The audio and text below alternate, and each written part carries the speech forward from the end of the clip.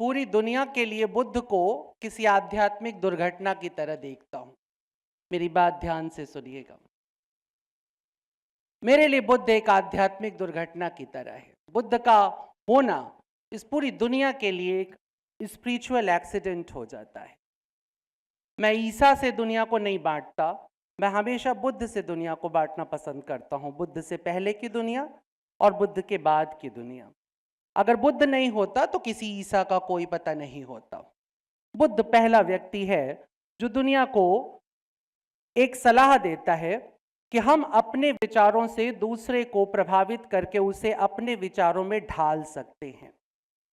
उसके पहले तक जो भारत की मीमांसा हो, बेबीलोन की मीमांसा हो, यूनान की हो, ईरान की हो, इजिप्ट की हो, दूर कहीं इंका की हो, माया की हो, या और जो संस्कृतियां खो गईं, उन सब की जो मीमांसा थी, जो दर्शन था, जो विचार था, उसके अंदर व्यक्ति को उसके स्वरूप के साथ ही पनपने दिया जाता था। गेंदे के फूल को गेंदे का फूल ही रहने दिया जा रहा था और चमेली के फूल को चमेली का फूल, गुलाब के फूल को गुलाब का फूल। लेकिन बुद्ध पहली बार एक डिस्क्रिमिनेशन पैदा करता है।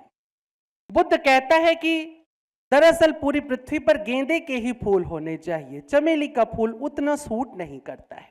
इसे कन्वर्जन कहते हैं, कन्वर्जन। और इसके बाद पूरी दुनिया में एक नए तरह का झंझावात खड़ा हो जाता है।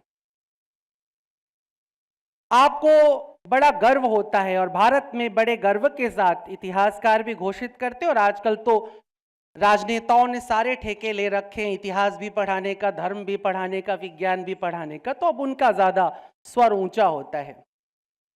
और ये सारे के सारे एक बात की उद्घोषणा बड़े अच्छे से करते हैं कि दुनिया को पहला महाविद्यालय, पहला विश्वविद्यालय भारत ने दिया है, तक्षशिला के रूप में, बाद में नालंदा के रूप में।